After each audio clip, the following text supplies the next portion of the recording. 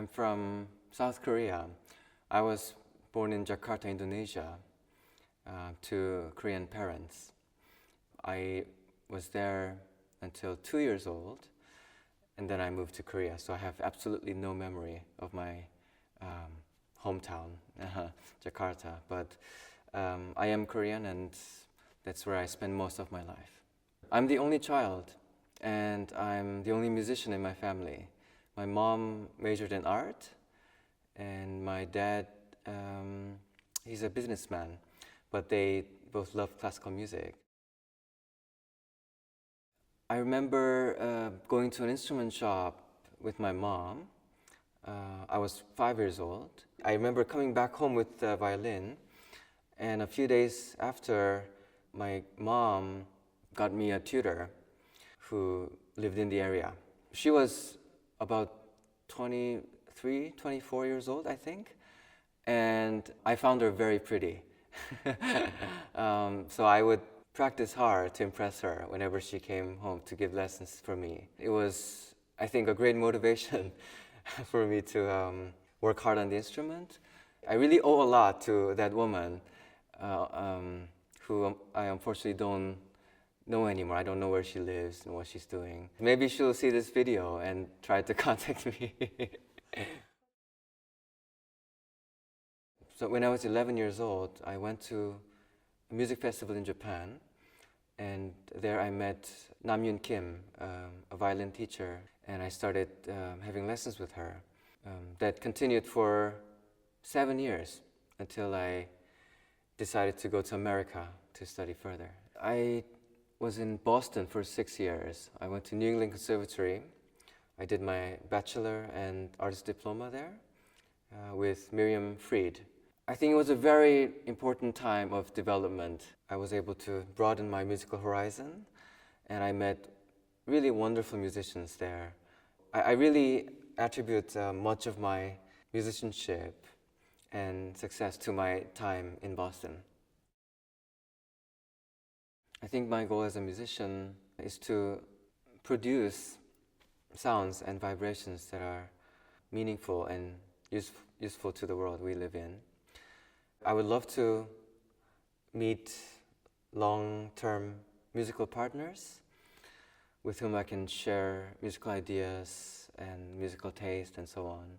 And in that respect, I am very happy to be in Kronberg because I feel like we are all connecting on a deeper level.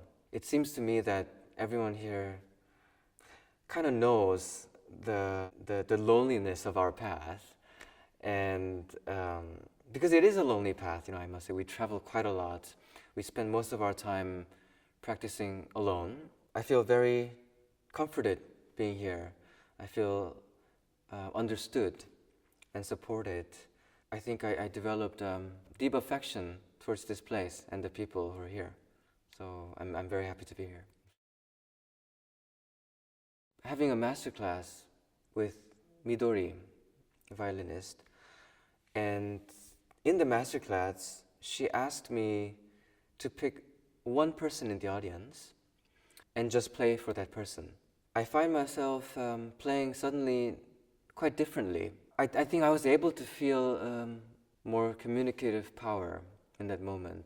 And time to time, I use this method in concerts. When I play a piece for the first time, when I'm not so sure about what I can deliver with the music, then I simply pick one person, someone that I don't know.